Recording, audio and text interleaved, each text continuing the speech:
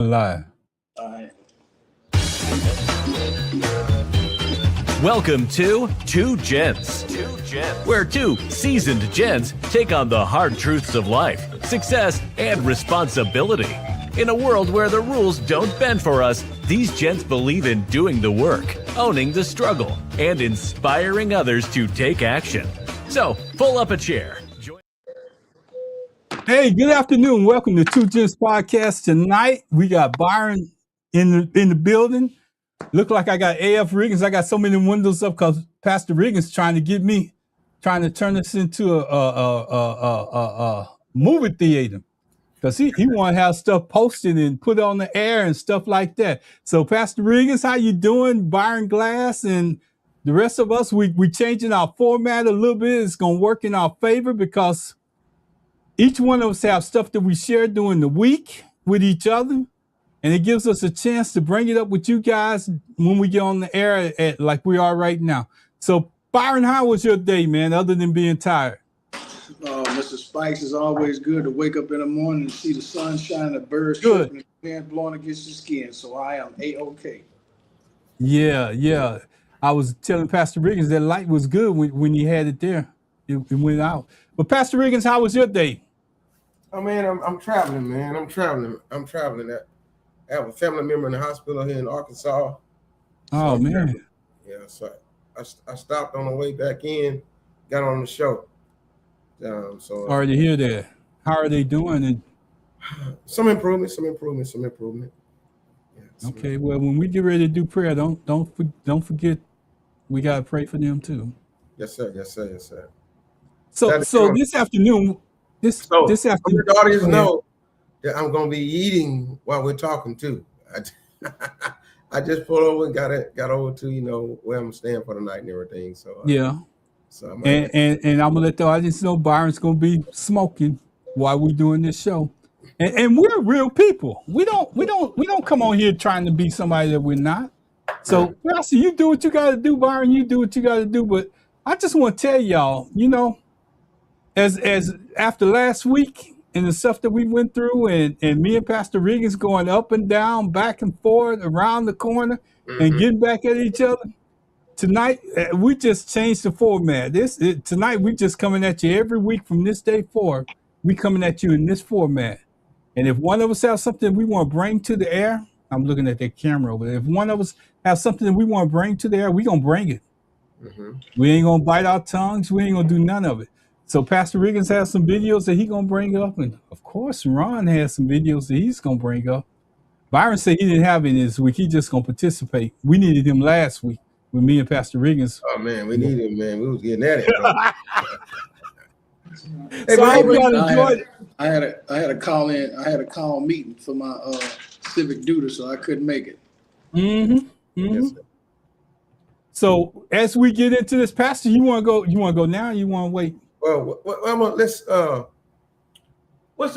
up the video. What happened on Sunday that was aired on Meet the Press, but actually happened on Friday.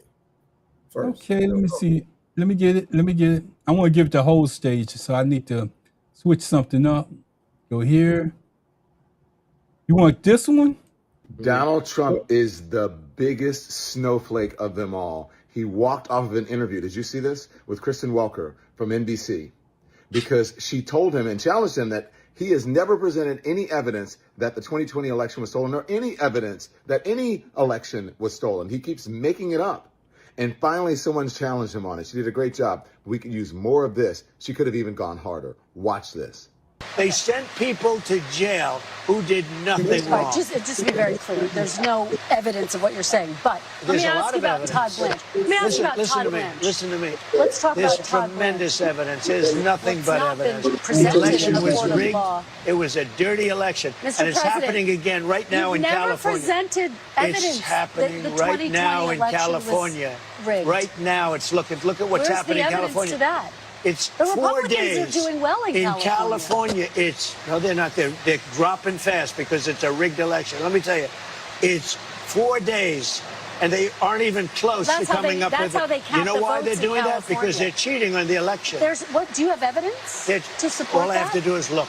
All I have to do is look. That's not evidence. And I listen to people. and let's see what happens. But, sir, that's not evidence. Do you think it's appropriate? That's how they count the votes in Do you California. think it's appropriate that they have an election and 5 days later they're nowhere close to picking a winner? State and local officials acknowledge they are slow. They're urging. No, they're crooked. They're urging the votes to be counted quickly. That's how they vote in California. They're crooked, just like you're crooked. Your press is crooked, and Meet the Press is crooked. To be fair, I'm not crooked, but let's really. Let's well, continue. You play right into their hands. Let's continue. You're either crooked or you're stupid. You play right into their hands with this rap. You know that these elections are rigged. Your network knows that they're rigged. You know that I won an election in a landslide, and I got 94% bad press. But, Mr. President, you know why I got that? Because you have no credibility. But you've never presented evidence that it was rigged. Let's keep talking about. I want to talk about Todd. You have more evidence. There's more evidence than ever presented. Let's talk your about elections in this country. We're like a third world country. Your elections are crooked, and you're crooked, and Meet the Press is crooked, and so is ABC and CBS and CNN. But, Mr. President, you're one-sided crooked networks. All right, let's call it quits because I've had enough. Thank you, darling. Have a good time. Mr. President, let's please. I traveled all the way to Wisconsin. I've sat in the rain with you. I know. I've sat in the rain with you for an hour, on and off in the rain, and I've given you enough time. You ought to straighten out your press because you know what? Mr. President, a country can never be great with a dishonest Listen, press. we traveled all the way to Wisconsin for this interview. Donald. That was Baron Glass. Talk to me, brother. Two things. Why do they not punch in the gut the same way he punched in the gut? As soon as he said you can never have a dishonest press, I would have said you can never have a dishonest president. Number two, until you present some facts, then the position that you're taking is moot. The American people deserve facts, not fiction. Another thing, he don't want to be interviewed by me because as soon as he called me crooked, stupid, I'm gonna say you sound like you crooked and stupid. I'm gonna say sound like it. See how you use your words. No, Rick. If he called me that, I'm calling him that. I'm going tit for tat. Well, see, the problem of it is, remember, he has the power of the FCC to try to shut it down. That's fine. That's fine. So legally, when I go to court, I'm gonna say I didn't call him that. I say sound like it. Well, but he can't call you. So he's not no more above the law than you. If he call you that, or you can call him that back. I understand. At least see, I think that you know he stepped over the bounds. She asked him, where was the evidence, and he just kept saying the same thing over and over. And if somebody asking you where's the evidence and you can't say anything to defend yourself, that sounds like you just spewing garbage out there. And that's what he was doing. I can't dispute that, can y'all? And here's the deal, Ron. They wanted Barack to provide a birth certificate. They wanted Barack to provide everything under the sun. So what's good for the goose is good for the gander. But once he provided the birth certificate, he said the birth certificate was fake. Right. Remember that?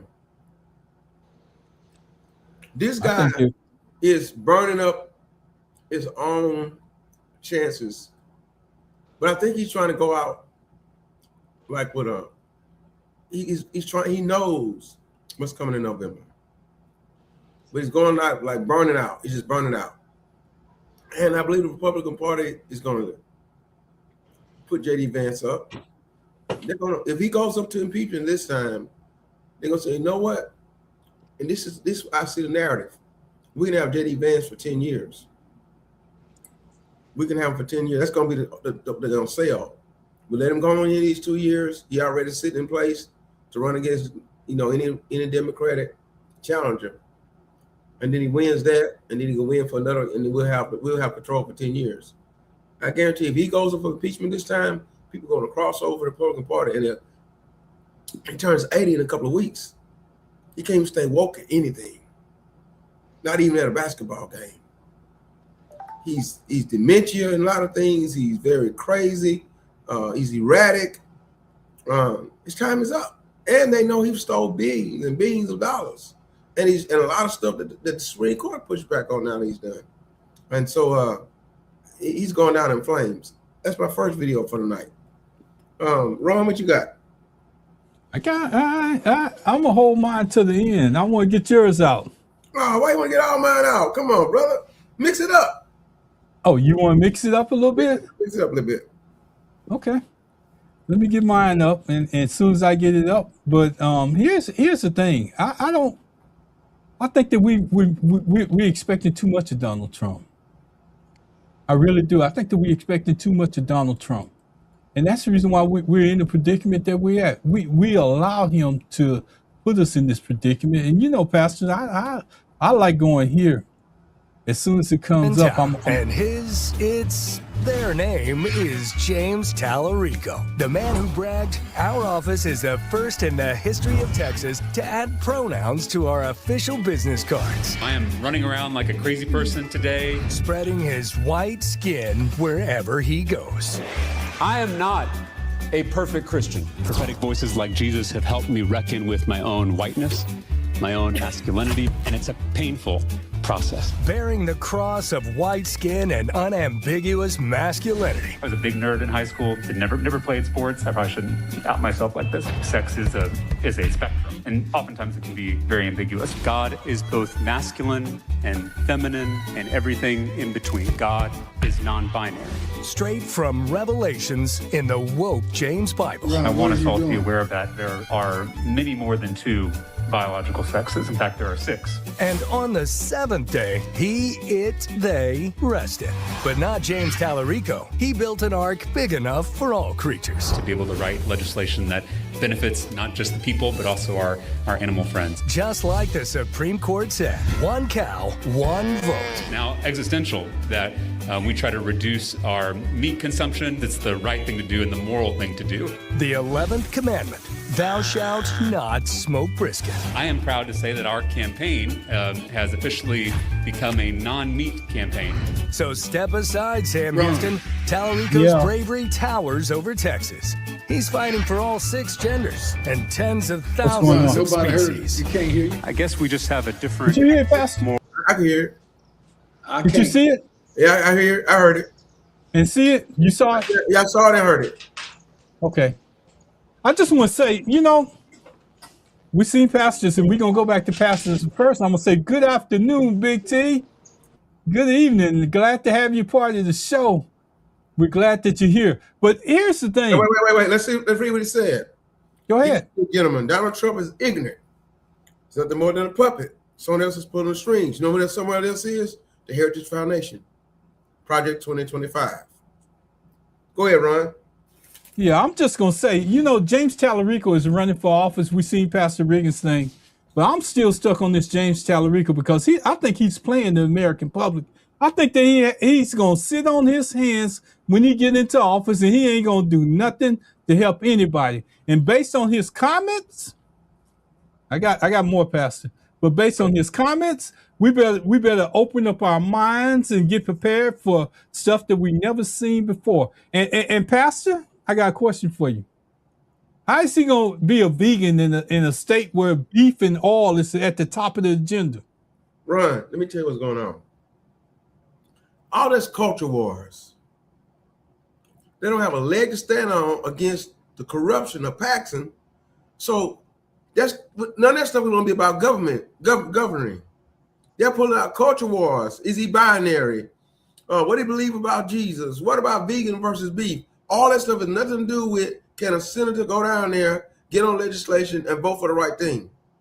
So, Pastor, let me ask you a question. Hey, what did I send you today? I heard you. Today about Ken Paxton's lawyer. Mm-hmm. I saw his lawyer voted, but let me ask you a question. What if he called God binary? There's nothing to do with politics, Ron. I'm just asking you. Is God binary? No, God's not binary. But it's nothing to do with God. No, sir. God is not binary. So when he says it, is he called? That's what he's saying. I get the words out of his own mouth. I can show you. Let me ask you a question. Did Bill Clinton have Monica Lewinsky to do oral sex on him in the Oval Office? Yes or no? I don't know. I wasn't there. Well, did he finally admit to it? I don't know. I don't remember. I don't recall. Did he admit to improper relationships with her? Yes, he did. He did. He did. Yes, right? Yes or no? You did, right? Fifth, but here's what I'm saying, Pastor. Wait. You're walking away from me. You're walking away. No, I'm telling you, the cultural stuff, all that stuff has nothing to do with government. So if he doesn't believe in the same God that you believe in, the God that you preach on Sunday mornings in the pulpit and everything else, he's calling your God, his God, not your God, his God, binary. Byron, I want you to jump in somewhere. And nothing to do with me voting for him to be a senator. He just can't come preach in my church. He can't come speak in my church. He can't come and talk about no religion in my church. But if we're going to be a senator, I want him over Paxton, because Paxton is racist. Paxton is stealing from people. Paxton has done all kind of crazy stuff. And this man is talking about his beliefs that have nothing to do with him being a senator. This is the okie doke that the Republicans use.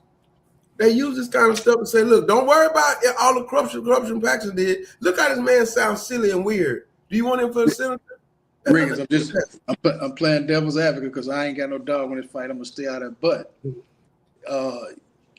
if Tallarico has the beliefs that he believes in, and he's preaching to the masses like Trump is, that God is binary, that has no credibility in the person's character, which is part of government. What I'm saying is, remember I always say it's a lesser of two evils, right? But you should choose none if it's evil involved, huh? Every time we vote for somebody, lesser of two evils. I'm just playing devil's advocate. I know you are. Can you answer the question? I'm going to choose Tallarico. He's a lesser evil than Paxton. Wait, I don't agree with nothing Tallarico is saying about his religion. I don't agree with nothing about no binary. So Rick, I don't agree with nothing about. I'm eating meat right now. I'm eating a hamburger right now. I don't believe in all that stuff. If you have a choice to choose evil or not choose evil, you should choose evil. No, it's two evils up there. Right. So, but you can choose not to choose either one of them, right? I mean, don't go vote. I'm playing devil's advocate. Well, I know. I mean, right. Yeah. So, I just throwing it out there. So, I guess what I'm saying is if you have a choice not to do evil, and you have a choice to do evil, and you choose evil, I mean, I don't look at the variables as evil. I look at the variables as one has credibility to my concerns and the other one don't. Right. Okay. Because there's not one candidate that you're going to choose that's going to equal to what we call perfection or perfect. So me personally, and that's y'all fight. I'm not going to get in, but I see what Ron is saying, and I see what you're saying. The question is, what needs to be said to convince or enlighten and inform a voter that's out there? I guess is what I'm getting at. In other words, you saying to use the word evil is the wrong word to use anyway. Well, no, I'm not saying that. I'm saying that I wouldn't characterize that, because if I'm faced with two evils, then I'm choosing neither. Okay, what I'm saying is I'm looking at the credibility and the character of the person, but who am I to judge a person's character when we all have character flaws? What he believe in, that's on him, because what I believe is on me, and he's not going to change me. Relative to the candidates, if I had to choose Paxton and Tallarico, I know who I would choose. Who would you choose? Well, I mean, I ain't got a vote in that, so I'm gonna leave that to you and Ron. Well, no, hey, Rick, hey, Rick, hold on. I hear you, Glass. I hear you. Hold on. Wait, Go ahead. You can't bag me in a corner. I'll vote for Tallarico, but I can tell you why I would vote for him. Okay, why would you vote for Tallarico? Why would I vote for him? Because I'm against anybody that's pro-racism, pro-racist. That's my line drawn in the sand. If you were that way, I would be against you. I'm against anybody that dislikes somebody based on what God gave them, which is their color. Tallarico would have my vote, and I'll be out there jumping up and down for it, me personally. So this is what I've been trying to tell Ron. Ron, I love you. But I'm not trying to convince Ron. We ain't got to dispute that. Right. We ain't talking about that. I ain't going to try to convince Ron no more. I'm just telling you why I vote. Because every time when Ron try to come, because I'm trying to defend, he's trying to ask me as a pastor, why would I vote for Tallarico? And I'm trying to let you know, as a pastor, what Tallarico believes has nothing to do with my political, what he's believing for his conscience, for his religion, for what he want to eat. Has nothing to do with whether we can get economy right, whether somebody's going to be racist, whether someone's going to be fair to other human beings. Paxton has none of that type of in him. Paxton is dirty. You connected to Trump, you're dirty from the top to the bottom. I don't care. That's why I would vote for Tallarico. You know, Pastor, I can't sit the vote out. Pastor, as I listened to you talk, and I heard the words that was coming out of this man's mouth. Nobody put him in his mouth.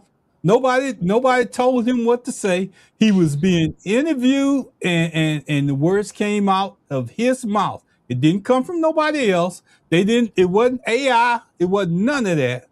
He said that his God is binary. Let me ask you something else. Have you voted for Anise Parker? Would you vote for Anise Parker? I ain't never voted for her, and I won't vote for her. Why? Because what? Because she's gay? No, they ain't got nothing to do with it. I don't care about a person being gay. I really don't. That doesn't bother me. You know what bothers me? That's in that same. That's in that same. Are you gonna let me finish? Go ahead. Are you gonna let me finish? Go ahead. A person being gay doesn't bother me. You know why? If that person gay and he has my best interests at heart, he has my grandkids at heart, I don't have to accept him because I don't have to reject him because I'm not going into his bedroom or her bedroom. You're saying what I'm saying right now. His God could be trinary, quadriplenary. As long as he has my best interest, I'm voting for him. You just said what I'm saying. If a person, come on, devil's advocate. If a person chose not to vote for him because they were, would they be wrong? That's their belief.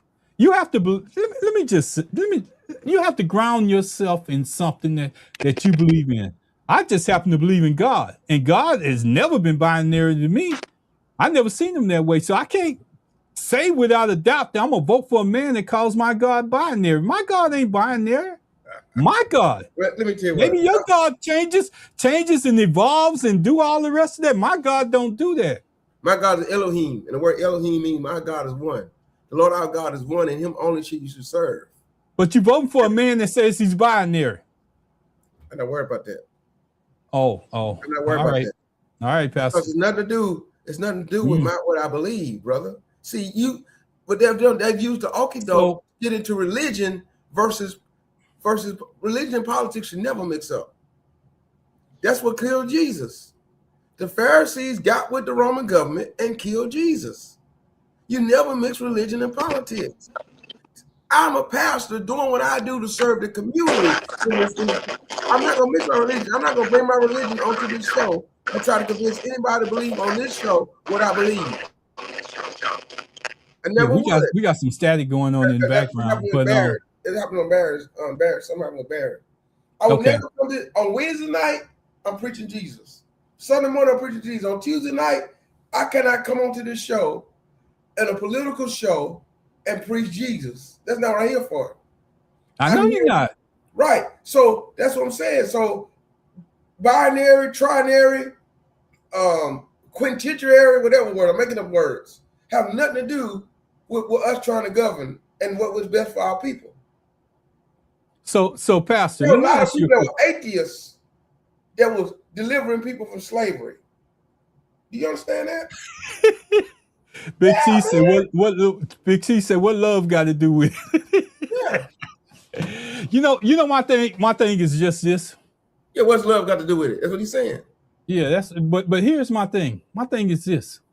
If I'm gonna vote for you, I gotta feel like I got my heart vested in your thoughts, because some things might come down the pipe that I'm asking you, you're gonna have to be my voice and my representation where you are. And if you can't be my voice and my representation, there's something wrong with that, Pastor. I can't trust your pattern and your thoughts based on your actions.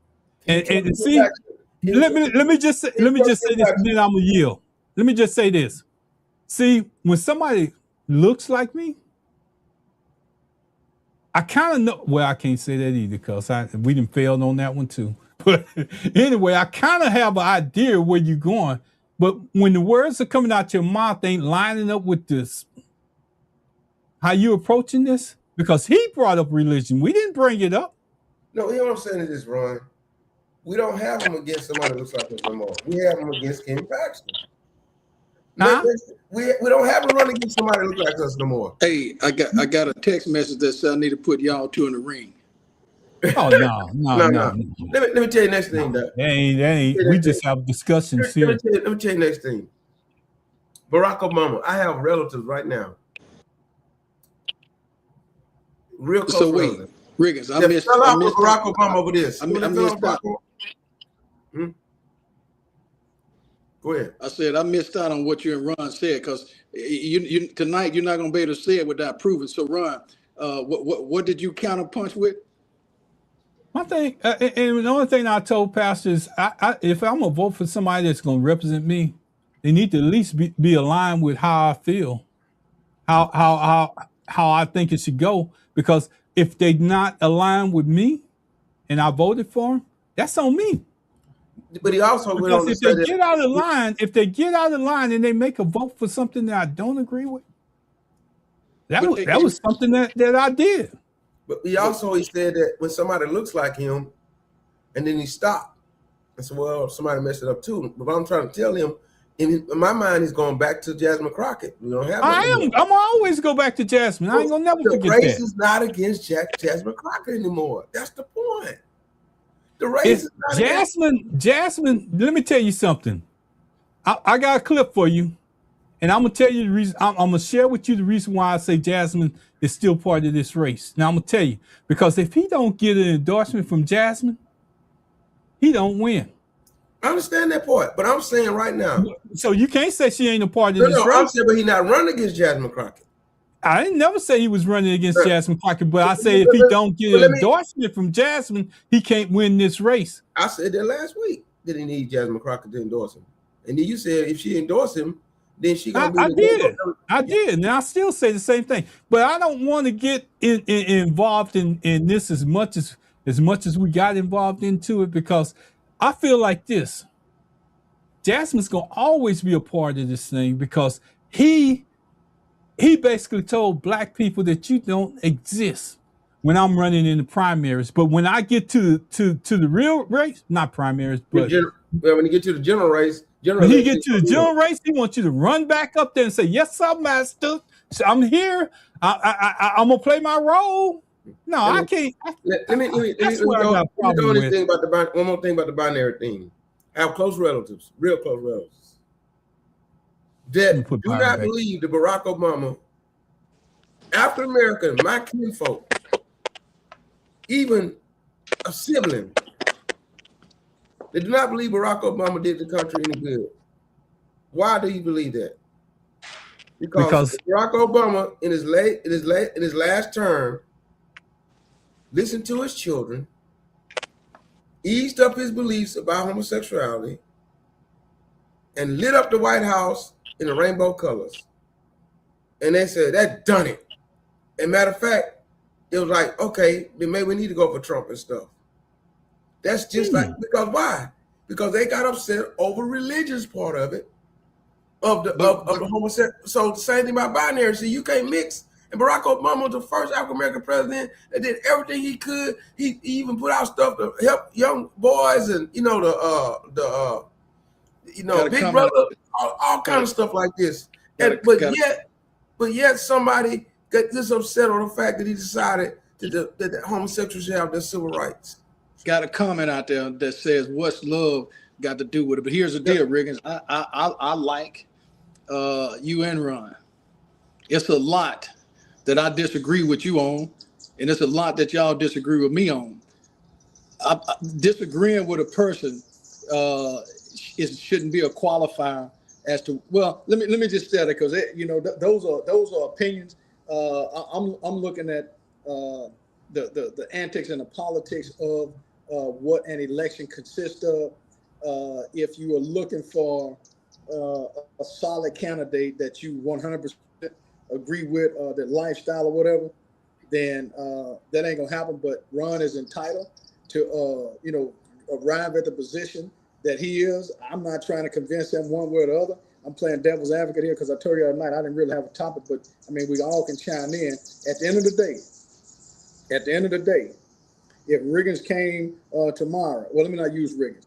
My best friend came tomorrow and told me that, he was about to marry a dude. That's not going to stop me from loving him anymore. Whatever God that he served or whatever, I mean, that's on him. Because at the end of the day, that person's not going to convince me to believe what they believe. So I don't think nobody know what God is other than what they said, what's told to us in the book. That's me now. Based on what's in and I know Pastor don't want to mix religion with church with this show, but based on what's in the Bible, and you called this name earlier, they said the Bible even says there's only one person. So how do we can't go halfway in and halfway out and somewhere in the middle and say, oh no, we're gonna go with him because he's just a good person in the strategy. But Ron, I think to counter what Riggins is saying is that it's telling that you ain't supposed to eat seafood, and people try to justify that. I mean, are they wrong?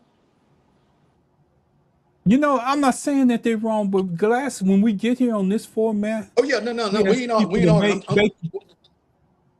Yeah. Go ahead. Yeah, but the only thing I'm doing, like I said, is just adding to the conversation, because I'm not trying to convince you. I value where you're at. I value what Riggins said, but for the purposes of the conversation, because you can elaborate, and you've already, convicted why you're not voting, for this person. I think at this point, it's moot to continue to try to talk about it. I think, hey, we respect that. I still love you the same way, and that ain't gonna change my mind one way or the other.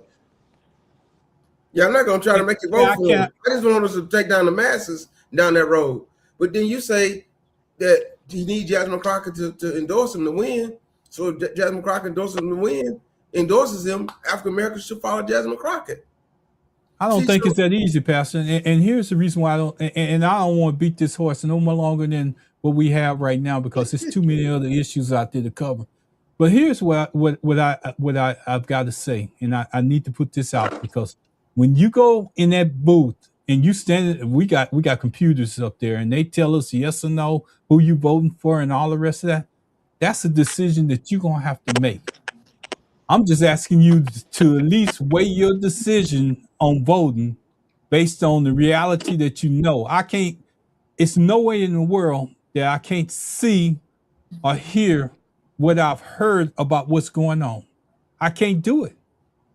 And if you can, I'm questioning you. Because if it's put out there and it's in plain English and it's coming out of his mouth just like I'm talking to you, and it gets worse. So I don't know what the word cringing mean. I ain't never heard of it in politics before. I heard it from him. It's cringing. Ron, so let me make sure I heard what you said. Is you've been knowing Riggins for 10, 15 plus years. So are you saying because he's supporting somebody that you question who he is, or what? I mean, what do you mean by that? No. Let's clarify, because I'm gonna be Pastor Riggins' friend, just like we never had this conversation. Okay. Yeah, I want to make sure that's pointed out. Yeah, it ain't going. Byron, shoots. Me and Byron then went down the road where we didn't even agree with each other. But where we at right today? We right here on this show right now. Yeah. So it's really conversation. That's what you call love and respect for one another. Right. You can take a position. Yeah, and I wanted to clarify that, because I didn't want people to think that you said something, and because of what you said, they take it as if you are Benedict. No, that's not what you're saying. I just wanted you to clarify. Yeah, okay. No. If that's the way it came out, I'm glad you clarified that, because I'm gonna tell you, I love my brother. I'll call him up anytime and mess with him, because sometimes he be posting him in those suits. But Riggins, I'll be messing with him. Riggins, Ron is saying that you are wrong. I'm telling you I'm saying about Ron, wrong. If he vote for Paxson. I ain't voting for Paxson. I'd rather abstain. No, what I said, and let's get this clarification out there. It's other Democrats on that ticket. It's a lady running for governor. on that ticket that's running on the Democrat ticket, I have no problems with her.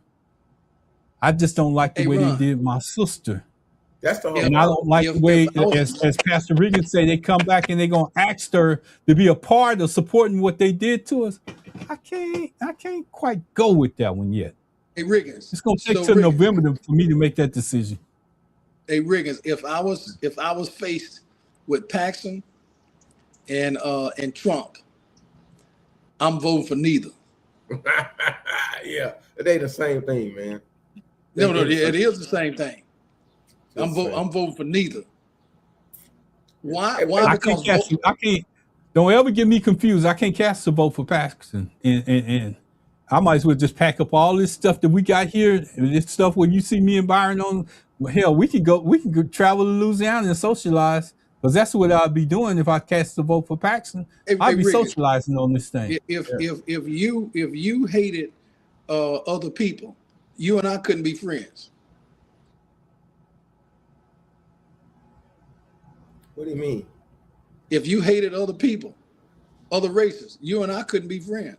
I understand that. Because that's my deal breaker. That's okay. I understand that. I don't hate nobody. You know, prejudice is racist either way.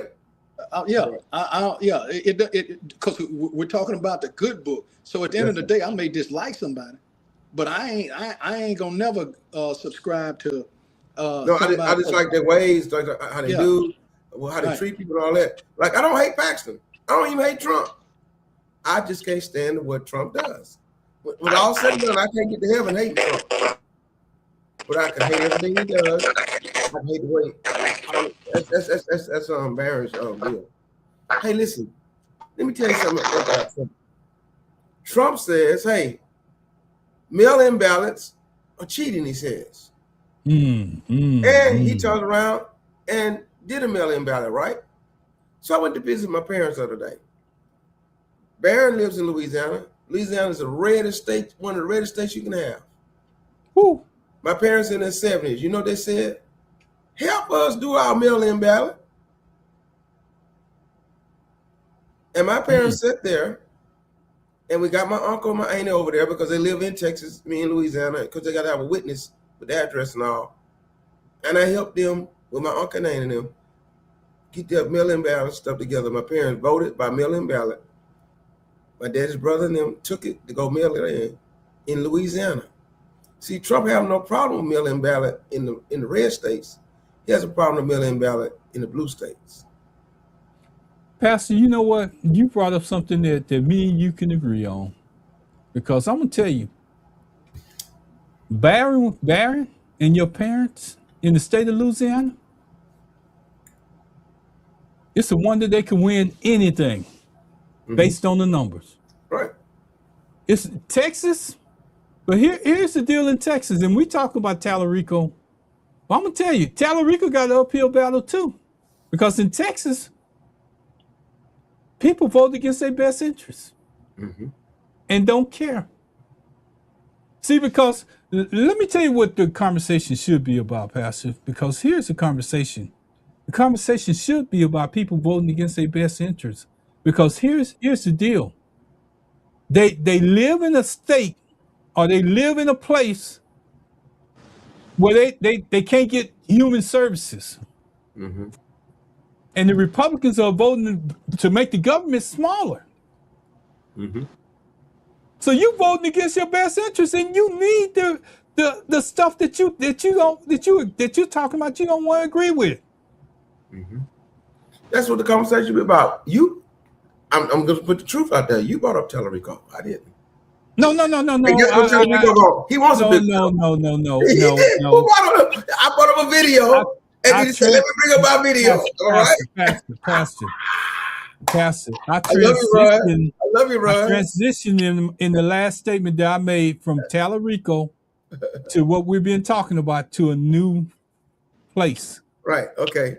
And I'm trying to get you here so you can transition into it, so we can leave that. We didn't had that discussion last show and this show. So we're gonna leave it alone. I'm trying to get you to transition into people voting against their own best interests because they need the services, but they still vote for a government or a representative that's red on the opposite side that's never going to offer them the same thing as a Democrat. Right. But I was telling them, Barron, when you went out, was that you know how Trump act like he don't believe in mail-in ballots. I was out visiting my parents. I had to bring them to Houston for some doctor appointments. And my mom says, hey, help us do our mail-in ballot. Right there in Louisiana. Hold on, Riggins. Hold on now. You know I can't let this go. Mr. Spikes, now are you not voting against your own interest if you don't vote for Tallarico? You know what, Glass? You know what, Glass? Hey, Ron. I'm gonna just say you. Amen. Hey, Ron, Let me just say this, and I need to be clear, answer, and I need to lean in a little bit when I say it. Please don't slap me. No. My thing is this, and I need y'all to clearly understand me. What you choose to do with your vote when you get there, is your choice. Right. But I have made up my mind. If I'm gonna put a check mark or whatever by Tallarico's name, I'm definitely not gonna put a mark by Paxton, but I might not put a mark by either one of them. So that's my choice. All right. Hey, I got you now. So you hadn't 100% definitively said no, right? I haven't said no quite yet, but I'm if it was yes, if it was tomorrow, I'm gonna stand in that booth and look at them two names. I'm gonna look left and I'm gonna look right, and I'm gonna go down that list and I'll vote for everybody else. And I'll turn in my ballot just like that. Hey, but Rick, the reason why I asked that again, Ron, playing devil's, because I want people to understand that Ron has a conviction, okay, and he's trying to balance his conviction with a candidate that goes against something that he's got a core belief in. We have to respect that. He haven't said no yet, and I want people to understand that you don't have to say no right now, because you still got time. Maybe something is there. But at the end of the day, if Ron ended up saying no, that's his position. And only he'll know that. And here's what I'm convicted to. Here's my conviction. It's a lot of young women out there trying to be somebody. It's a lot of young women that's paid the price. Even some older women, like Kamala Harris, paid the price to run to be in office. And you mean to tell me that we're gonna choose strategy over what they did? I can't. That's the reason why I'm contemplating what's going on right now. Because if this man had a conscience and he didn't say it himself, words out of his mouth, he said that I really shouldn't have won this race. I'm a nobody. These are words coming out of his mouth. So that means it took something extra for them to get Jackson Crockett out of there. And that's where I yield at. I'm right there, Pastor. Ron, what else did I send you to put up today? Oh. You ready to change the subject now, huh? No, you told me we're changing the subject. I'm just messing with them, y'all. You got two more things that I shortchange. I know that we getting some static. I hope y'all still bearing with us. We're gonna go back to the points that we were making. I'm gonna add this to the stage because impeachment defense attorney for his opponent, Ken Paxton. Dan Cogdell says Paxton has, quote, lost sight of his core mission, which is to represent the people of Texas, while arguing Tallarico has prioritized, quote, unity over division. Cogdell worked with Paxton for nearly a decade, also defending him against criminal We don't charges. see the video, Ron. And Dan Cogdell is joining us now. Dan, we don't see that video at all. All we see is this putting yourself picture of out there. Tallarico You donated the maximum amount you could Thank you, to Pastor. Paxton's Senate campaign last year, only to later call him a, quote, rubber stamp on President Trump. So how do you explain that dissonance? What changed?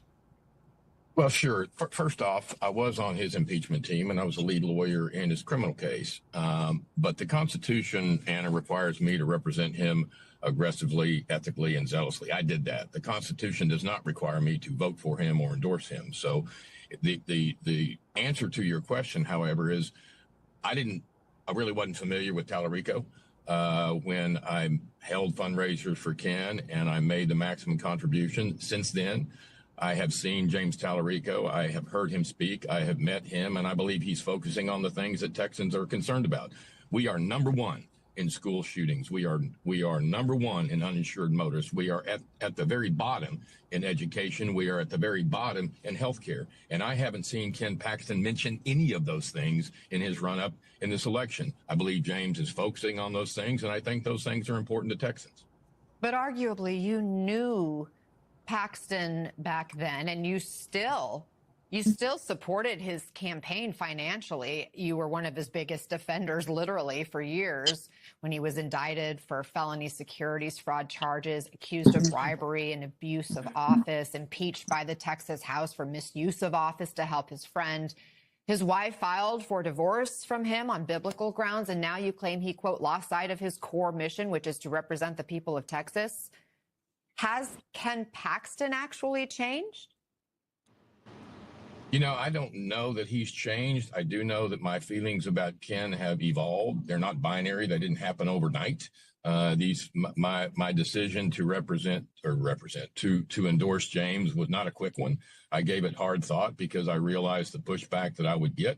But at the end of the day, my obligation to defend Ken is separate from my obligation to vote for the best person. And I believe the best person is James Tallarico for the reasons that I've discussed. Do you regret defending Paxton? Now, not a bit. I would do it. I'll let it take just a minute. I'm proud of the results that we obtained for Ken, both in the impeachment. And Go ahead. Dan What you want to say, Byron? joining us now.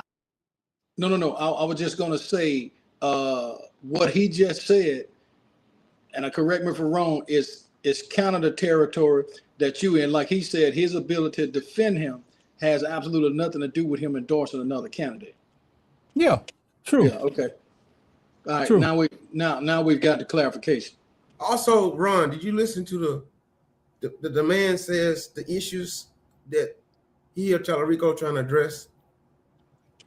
Texas being at the bottom of education. Texas has the most uninsured motorists. Texas having the highest amount of shootings. These are things that a politician is supposed to address. Not about whether God is binary or whether he's cringy or something. The issue. Wait. Hold up. Now you just a minute. No. I'm talking about the video of the man we just watched. Yeah, I'm talking about the same thing. I'm talking about what you just said. Paxton will not take care of none of the stuff that Texas is supposed to be dealing with. You run around stealing money, stole money, a bunch of money, to securities exchange, did some kind of sweetheart deal, didn't go on trial for it. All the issues he got going on in his personal life, the stuff that he did, suing all kind of people for all kind of crazy stuff, the election denial that Trump won in 2020, all that stuff, nothing to do with trying to govern. Even though Tallarico has those issues that you're concerned about personally and religiously and all that, the stuff he's addressing politically is Texas economy, Texas education, Texas safety, those kind of things. That's why Ken Paxton's lawyer endorsed Tallarico. And the Houston Chronicle came out with that. And I basically had to go find it, Pastor, because the Houston Chronicle, it's written format. So I had to go find it because they say we don't read books. We have to put it out there where they can hear it. Here's my thing, Pastor. I agree with everything that he said. But what I seen that he was able to do, he was able to make a distinction between how he felt and his work life. Yes, sir. He was able to make that distinction. But on one hand, you said that he said that Tallarico is that Ken Paxton is not doing that. All that stuff that you said that he saw that he was doing about why he was voting for Ken Paxton, why he was voting for Tallarico. Ron, Tallarico is not saying the same thing that he's saying. Yes, he is. The man said he met with him and talked with him. He said, I met with him and talked with him. See what? So let me just address this issue. The media is gonna. It doesn't sell. That stuff doesn't sell in the media. Cringy sells in the media. Binary sells in the media. all the other stuff that's kind of like controversial and culture stuff sells. So, Pastor, if he said it, are you saying that if he now this is a direct question. If he said it and the words came across his lips, it shouldn't make the media? No, I'm saying that you're gonna get more publicity on that than what he's doing for what's right. Hey, the man, that lawyer said he met with him, and these are the stuff that he's doing. He knows he's doing. The media not gonna talk too much about that because that's not a headline. And what I'm saying, so we can move on. This is personal to Ron. It will be just like if a pit bull bit me. It would be personal to me against pit bulls. I accept that. We can move on. Let me ask y'all this, if it's okay. This is two gents in the mic. Yeah, Ron. I saw the day where after the conviction of the young gentleman, I saw people going on talking about the justice system is this, that, and other, but they never addressed the fact. And I know this person because I've worked in this scenario, and I have had defense attorneys and DA's officers ask me, why is it that black folk don't want to be on the jury? Okay, because you have a jury pool. And if that jury pool, Riggins, is 150 people and you only got 4 that's in there. Because remember, number one, you got to be registered to vote. So like we have always talked on this program, they playing chess and we playing checkers. So shut this shit up about the system is unfair and this, that, and other. If you got your laser ass out and wanted to be on the pool and stop calling me trying to get off. And what I'm saying is, Barry, you're right. Let me tell you why. We get it in the mail, right? We get a jury summons in the mail because we're now ready to vote them. We're trying to find every way how to get out of that jury deal. We go up there, we hope that I'm telling you, I say I'm talking about in general. We hoping that they don't get down to our number and they send us home. We get that $33 for the day. If they do get down to our number, the man start asking questions. We start thinking about, man, I might get sequestered. I might be sequestered for the next 3 weeks. I got stuff to do. I want to go home. I ain't got time for this. And we find our ways not to get on the jury pool. The jury pool end up being on people on that jury pool end up being people that watch soap operas all day, ain't got nothing to do. They don't mind not going home. Some of them halfway nosy, want to be in other people's business, and then some of them have an agenda. They end up on a jury pool, and we get mad because we say the jury pool wasn't right, and when the jury of his peers, when you can't even get a jury of his peers to even answer the question right and get on the pool. So Mr. Spikes, I'm gonna ask you. So why are we instead of complaining about something that's basically partially our fault? You know what, Glass? This is one of those moments I'm gonna have to look directly at the camera because when I say this, I need people to understand this. You're living in a red state where you got more Republicans than you do Democrat. When you get an opportunity to come out and serve your people, it ain't just behind the ballot box. It's behind your actions going down to serve on a jury box too. You already know that you're behind the curveball based on the numbers. You know that. So if you want a person to get a fair fight in court, you either have to elect somebody locally, a judge that look like you and get involved, or you're going to have to go down and serve on that jury pool. And the deck is stacked, especially in Louisiana and Texas. I can show you on any map where the deck is stacked against everything that you do. But to change, only difference that you're going to make is you got to put some action behind your words. As Byron Glass said, when you take a seat at the table, you got to talk too. And Ron, being registered is your voice to have the opportunity to get at the table. Because see, if you had more on there and they spoke against it, you would have a hung jury, you would have a no guilty verdict. Right, Riggins? Yeah, that's right. The guy had a name that was like one of the basketball player names. Carmelo Anthony. Let me tell you what. But in that case, I was talking to somebody about that case today too. What got him in trouble was this. They say he was being bullied by the guy. If Baron Glass is bullying me, it's my responsibility to go to the law enforcement and say, I'm being harassed, bullied, blah, blah, blah, blah. Once I take that case into my own hand and I do something to Baron Glass, he end up dead, it's going to be premeditated murder. Why? Because I can show record, they can show that Baron was bullying, and Reagan decided in his mind, premeditated, I'm going to do away with the person that's bullying me. But now, like you said, you got that full evidence in front of everybody. You got a jury that's looking at this, and they don't have nobody on there that can say, well, maybe the man was scared to go to the police. Maybe he didn't trust the police. You know, maybe he acted, you know, irrational in that moment. You can have somebody hang that jury, but you don't have nobody on there to hang the jury. They look at what they said. And Ron, here's another thing. Remember, I'm going to practice this until I go to my grave. It's your job to give your perspective. Okay, and if you have only one perspective that's there, then you don't have a chance to disassociate yourself with that perspective because nobody else is giving that other side. I have been in this unique position for 33 years, Ron. I've been the only one. And I can guarantee you this, A.F. Riggins, it wasn't because of me. It was because of the ability that the good Lord gave me. I've been successfully able to convince other people that just because you think that, it ain't necessarily the truth. And we end up at a happy meeting and we all walk away winning. And you know what, Byron? It takes people like you to be involved in situations like that. And if we don't have people that look like us in that situation, you have to take what you get. That's the reason why you may hear me and Pastor Riggins talk about other stuff, and we might got into it last week about other things that was going on. But here's the bottom line. If you're not voting and you're not active within your community, it ain't gonna make a difference either. And because they hear, not mean to cut you out, but they hear all the little young minds out there talking about, I ain't gonna vote. Voting ain't gonna do nothing for me.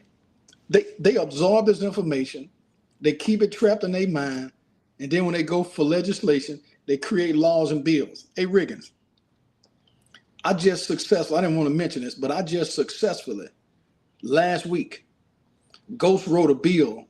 Ghost wrote it, and it approved the House. It passed the House, it passed the Senate, and it's on the desk to be signed by the governor. It wasn't somebody that looked like me that I went to.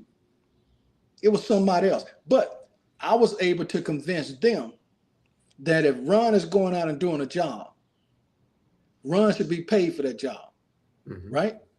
Mm-hmm. And if Ron is not being paid for that job, how's that the American way? And my point is this, in bringing it up. If we don't get out to register and vote and be a registered voter, participate in the process, you're going to continue to get this over and over and over. See, we're still complaining about something, Ron, that the 60s complain about. They got us a clean slate. They got us a table to be at, and we don't want to even sit at the table. We're afraid to sit at the table. Let me add on to what Baron just said. Go ahead, and I want to come in after you. Ghost wrote a bill, which means this. A legislator in Louisiana got their name attached to it and getting the credit. Right. But Baron is the one that told them this is what we need to write. And I'm going to send it to you. He go to sleep at night satisfied, feeling accomplished, and know God knows that he did his work behind the scenes to make something happen. It's called celebrating on the inside. Yes, sir. Yeah, right. I don't need no credit for nothing, Ron. Because see, do you want credit from a man, or do you want credit to say, "Good and faithful servant, come on up"? Say it. You know, Riggins, come on up, Riggins, and get me in the gates. That's the celebration that you want. But see, we keep thinking that a man, a like on Facebook, a man comment on Facebook is getting us where we want to be. That we're losing the game, man. Man, look, when I walked away from that meeting on Northeast Louisiana University that day, when I walked in that room and saw about 200 people doing the NAACP, I ain't know none of those guys, and then Baron was one of those guys. I walked out smiling. I did what I was supposed to do. You know what I'm saying? Because I didn't live in the area. I'm from Vinton, at 4.5 hours away. I'm not even from Monroe. I'm going to the Northeast for 4 years. It's been an institution long before me, and it's still there now. I walked in and looked at all the people, and I said, I don't know who. And I said, they don't even know who I am. I'm somebody it's like somebody owning a restaurant, but you don't know the owners in the place. Like nobody even know who I was. But Barron knew my name. And in 2010, we ran into each other. He said, yeah, I know who you are. And Ron, Riggins was always he was always odd. He was always strange. He was always different. But see, people that don't understand being odd, strange, and different, those are biblical terms used. It's perfectly okay to be different. Peculiar. Being peculiar. Yeah, peculiar. God wants you to be different. And my point is, it's not for accolades. What I'm saying is, Ron, again, is this. We're complaining about something that we have control over. But you look at the paper, people pulling up to gas stations, shooting innocent women. People going to trail rides, shooting innocent people. People riding through the neighborhood, shooting innocent people. And we talking about an unfair jury? Come on, man. You know what, Pat? You know what, Pastor in Glass? You know what that reminds me of? When we've been doing this a while. We always want different. We do the same thing over and over and expect different results. And then what we end up doing is when we need somebody to come get us, who do we call? We call the police. Yeah. When we need somebody to represent us, we don't go vote. When our son gets convicted, our daughter gets convicted of something that they had done, now you want Byron to come out. You want everybody else to react to what your son or daughter did. But when you had an opportunity to sit your kid down and talk to him and tell them, hey, this world ain't fair, that's what you got to do. They live in a society where they can't get ahead. The numbers are against them. But see, they will Ron, put you under jail. That quick decision, that 15-second decision that you make can cost you the rest of your life.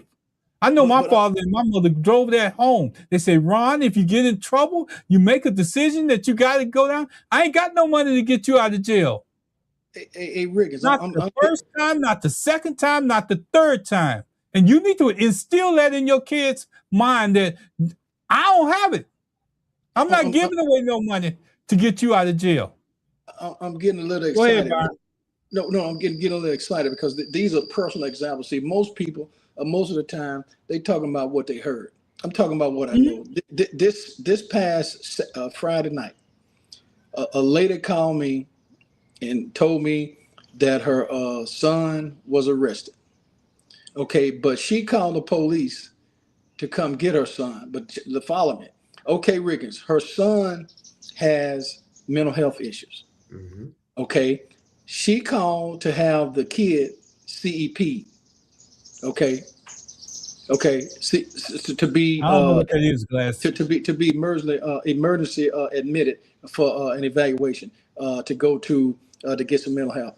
Okay, now when law enforcement came out, they arrested the kid because he had been drinking along with his mental health issue. So they arrested him. So she called me. You know what I did? I picked up the phone and I called those who were in charge and told them, look, it's not right to arrest an individual when they call for help. Okay, we sent them the videos. The kid was taken out of incarceration immediately. The kid was given an evaluation, and the kid is now at a facility where he can get help. What I'm saying is sometimes it just takes the one word, Riggins. It just takes courage and the ability to be able to convey a message. It's not that somebody's so bad. It's not that somebody know everything. It's not any of this. Sometimes, Riggins, God says, whatever you do it with the ability that I gave you, and the reward comes. So all I'm saying is, Ron, we got so many people who have gone and got all these big illustrious educations and still don't utilize it. Look, what's this guy? I know this guy, Bruce White. He says, what we as Black people don't realize, this guy is 75 years old, older gentleman. He lived in the 60s and the 50s. He knows what happened. And when we don't vote, we have voted. When you don't vote, you have voted, because you've let the others that did vote against what your best interest. When you don't go to the jury, you've given the justice system the unfair chance against us. Exactly. It's called apathy. Bystander apathy. Apathy. And God doesn't like apathy because apathy is akin to laziness. Yes, sir. And let me, since y'all want me to go to church, let me go to church for a minute. He gave one man 5 talents. He gave one man 2 talents. He gave one man 1 talent. This is a parable Jesus told. The one with the 5 talents worked and got 5 more. The one with 2 talents worked and got 2 more. The one with the 1 talent says, this ain't nothing. I don't know what to do with this. I'm scared. I'm not going to do it. And hid it in the ground. When the master came back, good and faithful servant, been faithful over a few things. Make you rule over many. Enter the joy of my Lord. The one that had 5 got 10. You could die good and faithful servant. You've been faithful on a few things. You got 2 more. Enter the joy of my Lord. He went to the one and said, what happened here? I was afraid. I knew that you know how to make money where you don't have money. I knew you was big and stuff. I thought my one little talent wasn't going to make nothing out of it. So I hid it in the ground so I won't lose it. You see what he's saying? I was scared I was going to lose it. I was scared I was going to mess up. I was scared that I wasn't going to do nothing with it. So you wicked and slothful servant. You at least should have took the 1 talent and got interest off of it. Yep. Take it from him and give it to one of the 10. You enter into eternal damnation that you'll be weeping and gnashing of teeth. Come on, Rick. What I'm saying is when you don't do what you're supposed to do and don't get involved and use what God gave us, whether it's 1 talent, 2 talents, 5 talents, whether you got 1 gift, 2 gifts, or 5 gifts, whether you got 1 thing you know how to do or you got 10 things, if you don't use it and say, I'm scared, or I have excuses, or I don't want to, he says, you're wicked and slothful. You know good. Absolutely, absolutely. I didn't mean you know, Pastor, can I just say this, Glass? Can you just give me a little leeway here? Yeah, read the comments. A lot of people don't understand the reason why we talk about church on a format such as this. Because church gave us our foundation. Church made us who we are. And we somehow got away from church. And that's the reason why we are where we're at right now. Because we learned discipline in church. We learn how to treat one another in church. And we also learn hierarchy in church. Mm-hmm. See, if you don't understand that part of it, it doesn't mean anything in life. You got to hear what's going on to make a difference. Before I get out here, Glass, I want to say hello to Major Riley out of New Orleans. I see you out there, you and your husband. I could tell you a story about them being Black people, but if you don't have representation that look like you, I don't know what you expect. You have to put in some effort to get something out. Byron, I know you're in Louisiana up there, but they used to have I'll never forget, my grandfather had one of those faucets where you had to put water in and you crank it. And they used to go up there and as kids, we'd go up there and crank that faucet, be pumping it, and nothing would come out. My uncles would go up there and they sneak and put water in it, and then they'll pump it and water running. And I'm sitting there saying, what the world going on? And I never figured that out till I became an adult. What you're basically saying, Byron, if you don't put nothing in, how can you expect something out? You don't get nothing out. And Ron, even when we put something in, we have to be mindful and realize that you're still behind the 8 ball. But if you don't get it in the fight, you don't have a chance to win. Say it. Dale saying hello. Dale saying hello too. Okay. Yeah, good. Hey, Dale, how are you doing? Let me tell you all about people that's listening to this show. Jeremy Jason say hello. Jason. Major Tracy Riley and her husband are doing the VFW around New Orleans, if I'm right. I don't want to get it wrong because. And Ron, you remember Tracy has been fighting down in New Orleans since Hurricane Katrina. Now, this is a female veteran. And I watch her page, follow it, look at it, and she's still fighting. New Orleans has suffered damn near as much as the whole country in the last 2 weeks of the last month with a man that has been duly elected. The legislature changed the law. He lost his job. They outsourced 2 or 3 judges, took the seats away from him. So no, you got to realize that as long as you living, you fight till the day you die. And the very moment you realize that you stop fighting is when you lose. And you know, they got a crowd of people out there listening. She just naming the people that's listening. I'm just telling y'all, you have to reach out. We're reaching out. We're getting somewhere with this. And that volunteer action that we're putting in right now is starting to pay off. Major Riley, I want you to come on and tell your story about what you tried to do in New Orleans, because it's important that we know that if you would have had somebody that was sitting in the office or something that made the decision for where you wanted to go with this, because everybody else got theirs, y'all didn't get yours. And we've been talking about this, Byron Glass, for how long? Oh, since at least 2010, 2012, at least. We 2005.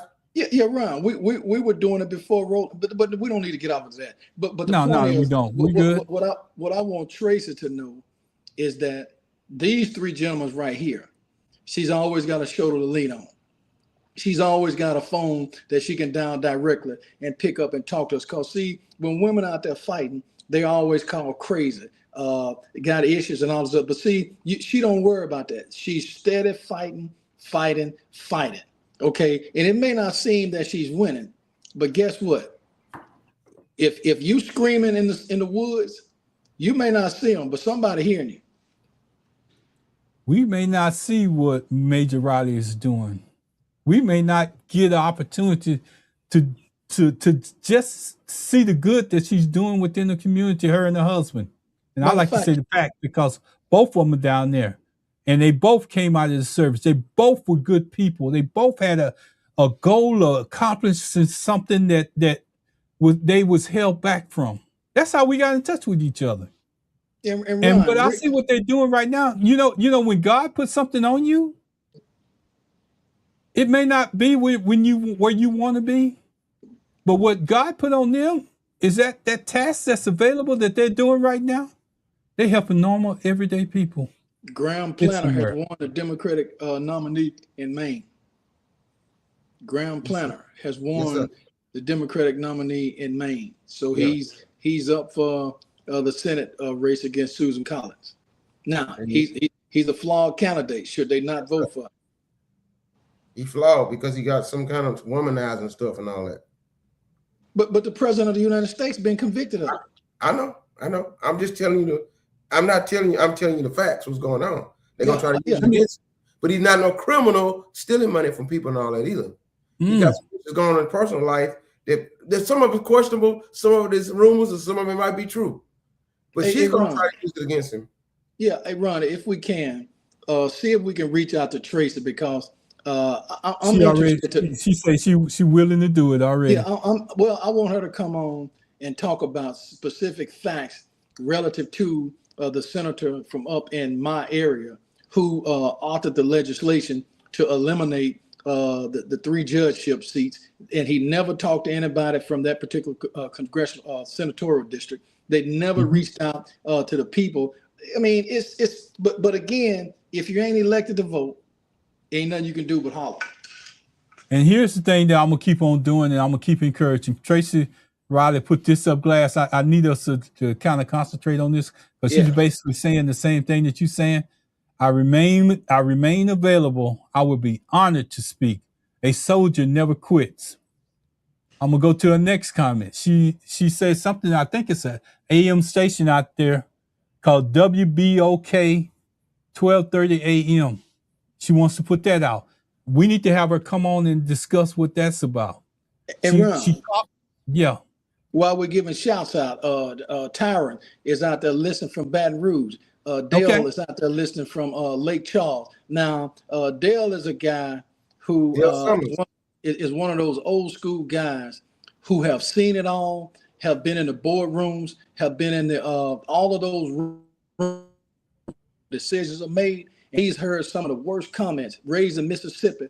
And I mean, the guy is, he's one of the 3 guys that I call a genius. Him, Dr. Riley Bratton, and Wilbur Jenkins, and both of those two are dead and gone. And I know if there's any time I need to reach out to those guys. When I went to Lake Charles, he introduced me to one of the most prolific federal judges down in Lake Charles that had gone through some things. They tried to set him up. And I mean, we got people out there to tell stories. And remember, Ron, if people don't realize one thing, nothing else, our number one goal is this.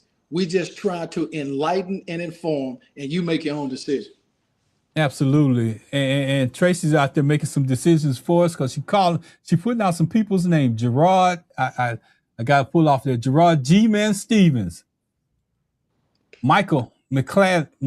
Come on, Pastor. Look at the screen to help me say that name. Michael McClanahan. You know, Tracy adds this. It's time to recall them. Join the effort to hold them accountable. That's to you, Byron. Louisiana, and she puts hashtag Louisiana deserves better.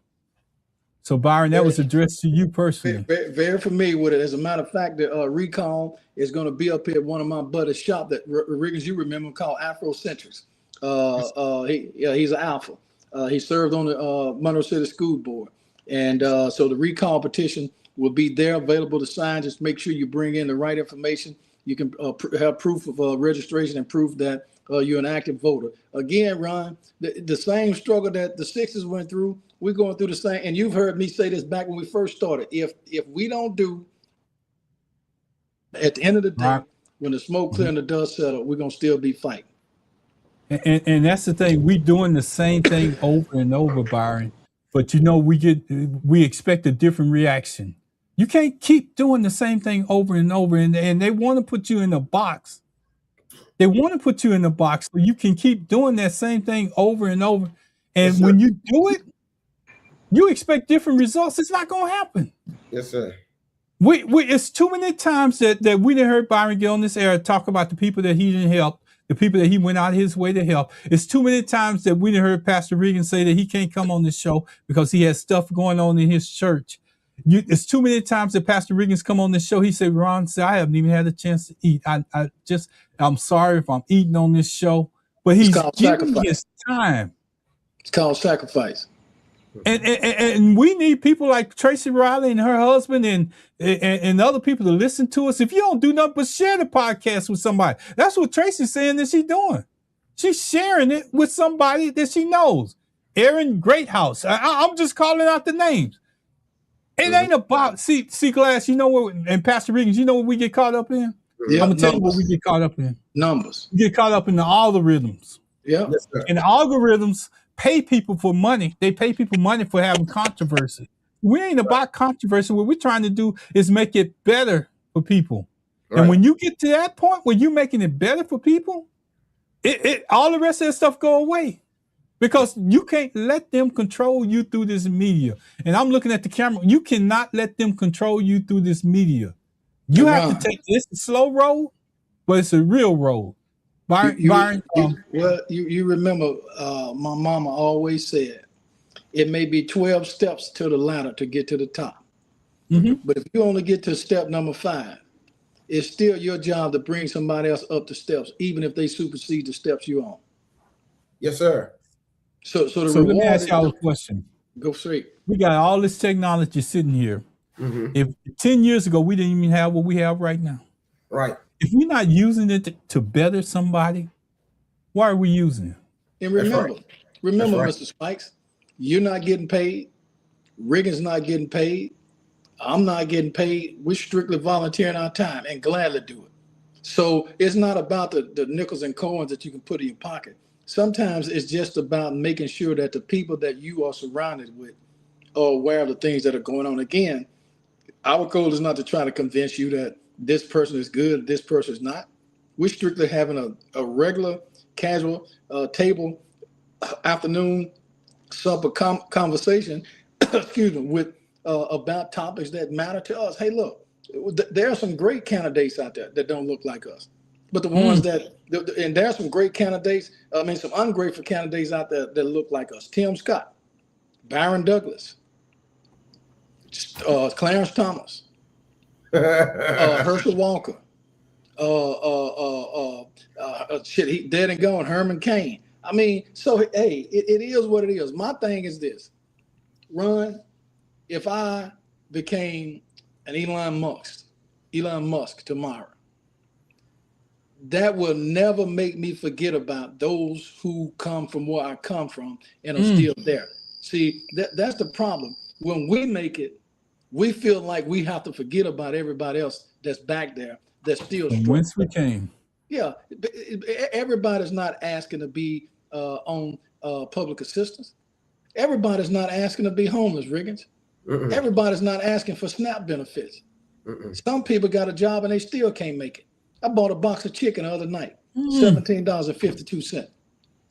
Riggins, a person that's on minimum wage, there's no way that they can make it. So no matter what wage I'm making, I'm still defending those on minimum wage. Well, why are you worried about it? Well, why should I not worry about it? That's right. Jesus worried about everybody, didn't he? Yes, he did. All right, well, I'm done. You know, I just want to say this because Major Riley keep putting people's names up, and yes, I know it's important to her. I know it's important to her. Pastor, can you just kind of read those names? I'm gonna bring them up. Larissa Antoine, Carl Galman, Deidre Lewis, Robert Rumley, Camilla Rumley, George Monette. The reason why we got one more. We got one more. Milton. See, because I did a series on the house is on fire. But you know, we can bring our own water. We need to stop chopping people up and down and left and right, and we can bring our own water. Where Tracy Riley is fighting in New Orleans right now, we can bring water to that. Yes, sir. Where Byron Glass is in New Orleans, we can bring water to that. The house is on fire, but we got to get there somehow. And if they don't give us a media to do it, we can do it here. Because if it's something that you out there that everybody wants to talk about, and it's happening in your area and you want to bring our attention to it, the only thing you have to do is email me. Get in touch with Pastor Riggins, because you get in touch with the people that's in front of you, even Byron Glass.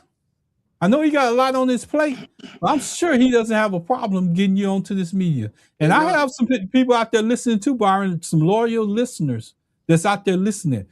And we need to share. I'm not asking you to subscribe or none of that. That's what I should be if I want the algorithm. But I'm asking you just to share the podcast with people that need it. Here's the deal, though, Ron. You don't have to ask. If it's important and relevant, what is it, Riggins? I planted a polished water. God give the increase. The increase is going to come. If the message is there, it's going to come. And again, the only message that we're talking about is, remember, mainstream media's goal is two things: distort the message and divide the people. Our message is simply clear and convincing. Hey, enlightening people, enlighten and inform. And unite the people. Unite. Not divide. Come on, Pastor. Stand, divided we fall.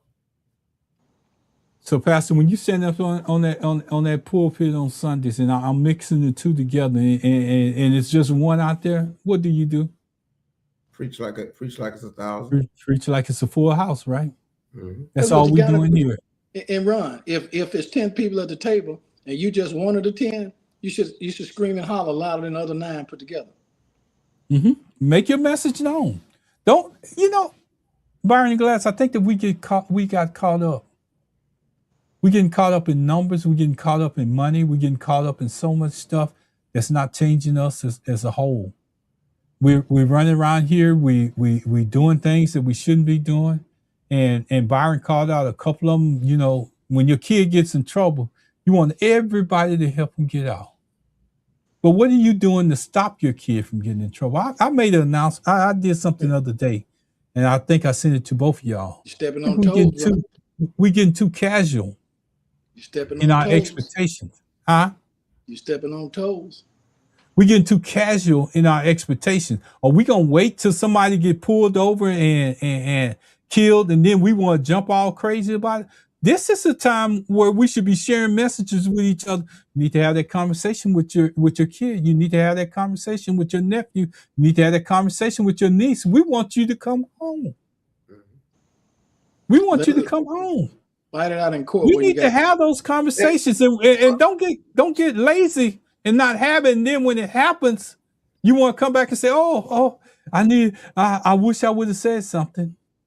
Send that message out to your kids, your relatives, or whatever. Do it right now. Don't hold back. Say, "Look, I need you to come home." Say yes sir, no sir. Place your hands on the steering wheel where it tell you, and sit there. Keep your mouth shut and get home. We'll fight it another day. Yeah. Anyway, I got carried away. Come on, Pastor. Did I send you anything else, Ryan? No, that was it. And I'm not coming back. Let me address what you just said, because I was going to bring it up earlier. People of color, whether they're Hispanic or African American, are facing the same stuff. A guy was home from college in the South Houston area. You know what I'm talking about? Mm-hmm. 19 years old. Mm-hmm. Went out to the park, play with his friends. They have a Dodge Charger, something like that, or Challenger. They could speed down the road. Police try to pull him over. He should have did what you said. Now, just pull over. But here's what happened. He drives all the way home and drives into the parents' garage. Mm-hmm. The cop approaches it from the back, Baron, shoots him in the shoulder in his car in the garage and kill him. Now, the Hispanic civil rights movements, Cornel X was an African American. All people, I think they're gonna try to get Ben Crump involved. No, Ben Crump lives in Houston. But here's what the cops are saying now. The police accidentally misfired, accidentally discharged. He didn't mean to discharge. Why in the heck did you pull it out your holster? When the man is sitting in his garage with his back to you in the car. But like Bron says, if he stopped, we still can't guarantee it, but at least he'd had a better chance. But the sad thing about it is what we're facing. He's a good kid, never been in trouble, at home for school, for college. His mom and daddy crying in the streets, everything. You know, let me just address that, because I'm going to address it my way. And it didn't have anything with him pulling over. But I'm going to tell you, this is for police officers out there. If you're afraid, find you another profession. Because if a man's back to you makes you afraid, find you another profession, because you shouldn't be in the one that you're in. Yeah, he ran. He did all the things that he wasn't supposed to do. But if his back is to you sitting in a car and you're afraid to go into that garage, don't pull your weapon out. Just back off. You got him there. You see him? What's wrong with taking the extra step to protect you and him? Just sit in your car. Call more police. Get somebody there. He can't go nowhere. When do we start valuing life? I'm glad you brought that one up, Pastor, because when do we start valuing life? When we start hearing a story being told from somebody that tells it, but they leave out parts of it and they don't tell the whole story. I could give you another example. Young man running away, stole his girlfriend's car, get to a point where they put out whatever they call it, a warning, and they see his car. Police gets behind him. He gets out of the car when he stops in a black community and takes off running. The police happen to see that he had a gun in his waistline. Then he gets on the ground, and the first thing he does is reach for the gun. Then he gets shot. We got to stop. We got to tell the whole story. Don't tell part of the story. Tell the whole story. It's two sides to every story. But if it's a police that's afraid of a man with his back to him, go to your car. Sit there, think about it. If it's a guy that's running from somebody, stop. You're caught. The only other thing left is death. Mm-hmm. And you're gonna have a mother crying and grieving over you. Just stop. Take that little bit of time. Take that ticket, whatever they got. Take it and go home. Pastor, I'm gonna give it to you because that's a story for another day. Baron Glass. Yes, sir. Give me some closing remarks, brother. Well, Riggins, as always, the closing remarks is that we have had and we still have the opportunity to make life just a little bit better. And if we don't get out and successfully register to vote and vote in the 2026 November election, then what we now know as democracy, it would no longer exist. And if it does not exist, then what all of our forefathers have fought for prior to this day, we have let them down and we have become useless. Yes, sir, you're right, Baron Glass. And the whole narrative MAGA and Trump and them are trying to say is that the election is rigged. And all the media, the reason why I showed that first video, he's trying like all the main media is crooked and wrong. Because they're going to be squealing and hollering that they didn't lose this election, but they did.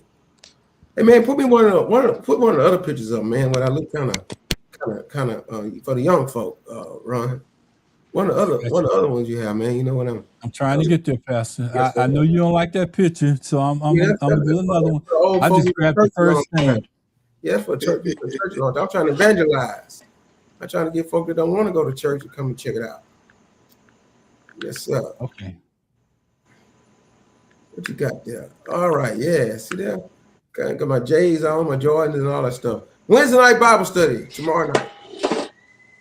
Wednesday night Bible study tomorrow night. It's at Aquila for Nell Riggins or www.facebook.com/Aquila/Riggins. 7:00 p.m. Central Standard Time. We're studying the book of Matthew. For some reason, I have lost audio. Yeah. Yeah. We hear you. You still good. We hear you. Okay, you're just showing a picture then. Is Riggins talking because I can't hear him? Yeah, I'm talking. Yeah, he's talking. Okay, I can't hear him then. Oh, well, I don't know. But either way, when he closes out, let me know. Yeah. Okay. So I'll wave my hand. Wednesday night Bible study, 7:00 p.m. is with United Covenant Church of God, Sugar Land Church of God. We live on Facebook simultaneously. Come on out. We're studying the book of Matthew. And we want you to get involved and hear a good word from the Lord. We're going to close out this show. I want to thank God for the opportunity we have this platform, Two Gents in the Mic, for us being diligent, for us being compassionate and passionate to try to reach our community, our city, our world, to impact our community, our city, and our world. Tomorrow, Ron's going to be doing a show called Decree You Choose Today, Shapes Your Tomorrow. So this is a proactive show of trying to show young folk how to go find the right degrees to impact our community and to make money. STEM, science, technology, engineering, and mathematics is what's really big right now. STEM, science, technology, engineering, and mathematics. That's because I'm in education. I can bring it out too, Ron, to try to let them know that's some of the big areas to try to get a degree in. But we thank God for this opportunity, and we leave this platform but not his presence. In the name of Jesus, we pray. Amen. Hey, we come on this show every Tuesday night. I just want to say thank you guys for participating. I know that the one is in Arkansas, one is sitting there trying to smoke a cigarette, trying to recover. Probably ain't no telling what he had to do today, but this is how he relaxed, how he chose to relax on this Tuesday morning. We got to continue to fight. We got to continue to educate our kids. We got to tell them that we can't put them in, and I'm going to say this and I'm going to leave out of here. We can't continue to let our kids get educated in degrees that's not going to serve them. Because if you're going to send them to college and you're going to spend the extra money, make the sacrifice, those degrees, some of those degrees are not going to be there in the end. They're gone. So if you're not going to educate your child in the correct field, you might as well just give it up. I'm going to cover it tomorrow at 1:00. Join us then. Pastor Riggins, it's been great. It's been wonderful, man. And for all you people that's out there listening and understanding, me and Pastor Regan's going to have a conversation even after this. After this.